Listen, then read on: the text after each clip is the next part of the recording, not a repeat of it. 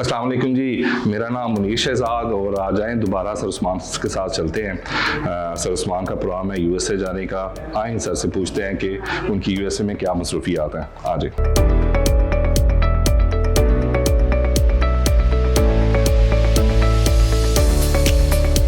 अस्सलामुअलैकुम सर, क्या हाल है? ठीक है आप? अल्हम्दुलिल्लाह। कैसी तबीयत है सर आपकी?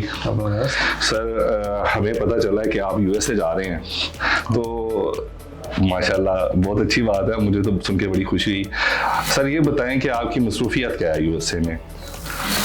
यार मसरूफियत वहाँ पे यही है कि वहाँ विजिट्स हैं काफ़ी और कुछ मीटअप्स वहाँ पे प्लान किए हुए हैं, तो वहाँ पर जाना। डिफरेंट सिटीज़ में मीटअप्स हैं और जिसमें न्यूयॉर्क में है, जिसमें पहले तो आएगा लॉस एंजलिस में आएगा मीटअप पहला, तो उसके बाद नेक्स्ट मीटअप होगा मोस्ट प्रोबेबली न्यूयॉर्क में, फिर होगा मियामी में और जॉर्जिया में शायद छोटा सा मीटअप होगा अगर हुआ तो, बाकी शिकागो में फिर वापसी है।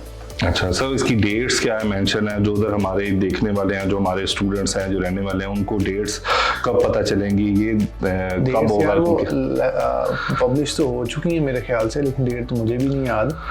मेरे ख्याल 27 फरवरी शायद है उसकी,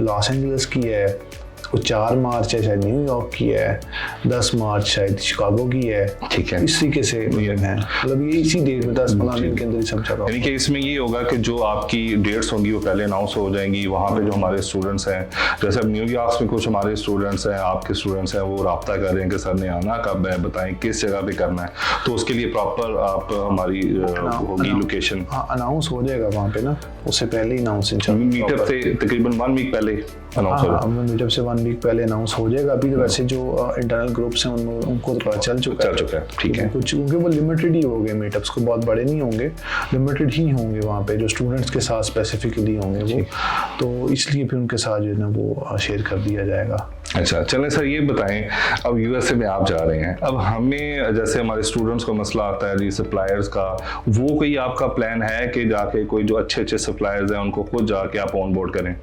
हाँ बिल्कुल, ये मेन एजेंडा भी मेरा यही है कि हमारे यहाँ पर जो इश्यूज आ रहे हैं ना इस वक्त, वो आ रहा है फिजिकल सप्लायर्स का, और बहुत सारे लोग फिजिकल सप्लायर से ऑर्डर लेना चाहते हैं, करना चाहते हैं, बट वो उनके साथ ऑन बोर्ड नहीं है, और वो ऐसे सप्लायर्स हैं जो कि शायद ऑनलाइन इतने विजिबल भी नहीं है। ठीक है, तो उनके साथ मेरी काफ़ी मीटिंग्स अलाइंड हुई हैं, जिसमें बॉस्टन में 1-2 लोग हैं जिनसे जो काफ़ी बड़े जिन वेयर हाउसेज हैं उनके साथ है। उसके अलावा न्यूयॉर्क में मैनहट्टन के अंदर है, तो उसके अलावा मतलब इस तरीके से उनके साथ में जो सप्लायर्स के साथ जो है ना वो ऑन बोर्डिंग का हमारा प्लान है कि हम सप्लायर्स को ऑन बोर्ड करें, और फिर वो अपने जो हमारे स्टूडेंट्स हैं यहाँ पे, वो सारे के सारे स्टूडेंट्स जो हैं वो फिर उन सप्लायर्स को यूज़ कर सकते हैं एट सम डिस्काउंटेड प्राइजेस, कोई डिस्काउंटेड डील्स, इस तरीके से उनको फ़ायदा हो जाएगा फिर। चलें। अच्छा सर, एक चीज़ मैंने ये पूछनी थी कि जो हमारे स्टूडेंट्स को सबसे बड़ा मसला आता है वो वेयर हाउस का आता है, उसके सिलसिले में कोई आपका प्लान है तो बताएं। यार वेयर हाउस जो है ना वो छोटा वेयर हाउस तो पहले से था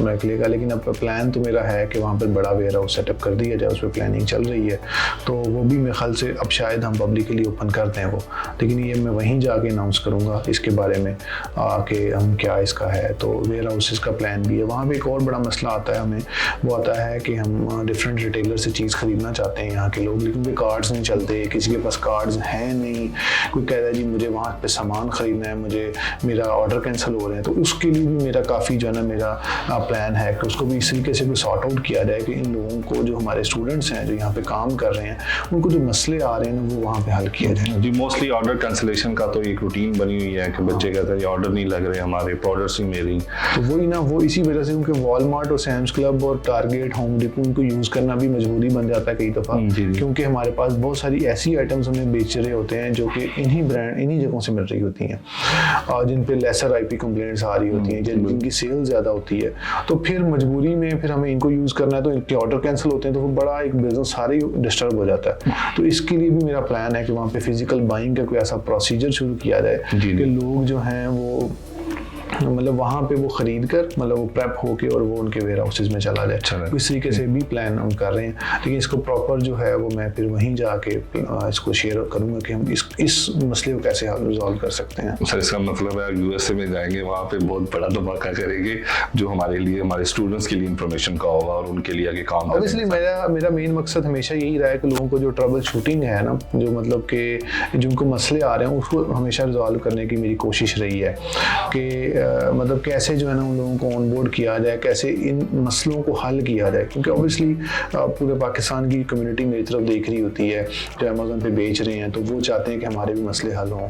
तो मेरी कोशिश हमेशा यही रही है। तो अभी यूएसए में भी जाके मेरा स्टूडेंट्स जो है वो मैं चाह रहा हूँ कि उनके लिए कोई ऐसे प्लान्स लेके आए जाएँ कि जो उनको मसले आ रहे हैं, ऑब्वियसली न्यू भी तो अभी स्टार्ट करेगा, तो जो पुराने हैं, जो एजेंसी ओनर्स हैं, जो उनके मसले हैं वो मैं बेहतर तरीके से समझता हूँ, क्योंकि हम लोग भी काम कर रहे होते हैं। तो मेरा इरादा है कि उनके मसलों को जो है ना वो प्रॉब्लम्स को रिजॉल्व किया जाए, ताकि हमारा जो बिजनेस है ना, मैं हमेशा ही चाहता हूँ वो स्मूथ होना चाहिए, कांस्टेंट होना चाहिए, कंसिस्टेंट होना चाहिए। जो कंसिस्टेंसी जो है ना वो बहुत बड़ा चैलेंज है ई कॉमर्स की इंडस्ट्री में, बहुत बड़ा चैलेंज है हमारे फ्रीलांसिंग इंडस्ट्री में। तो कंसिस्टेंट रहने के लिए जो मसले हैं, अच्छा इसके अलावा एक बहुत इंपॉर्टेंट जो अगली जो मीटिंग्स होंगी मेरी वो हैं वहाँ पर डिफरेंट ऑटोमेशन एजेंसीज के साथ। वो मीटिंग्स में क्या है कि वो ऑटोमेशन एजेंसीज लोगों को हायर करना चाहते हैं, बट वो चाहते हैं कि उनको एक रिसोर्स अच्छा मिले जो कि उनके बिहाफ पे काम करे उनके क्लाइंट्स के लिए। जी मतलब वहाँ पे वो लोग हैं, उनके पास क्लाइंट्स हैं, वो अपने क्लाइंट्स को बांग्लादेश से सर्विसेज ले रहे हैं, फिलिपाइन से ले रहे हैं, ठीक है। तो हमारा ये प्लान है कि उनको जो उनकी जो सर्विसेज हैं वो पाकिस्तान में भी हैं, ठीक है। तो उसके लिए जो है ना वो मेरा प्लान है, स्केड्यूल मैंने किया हुआ है।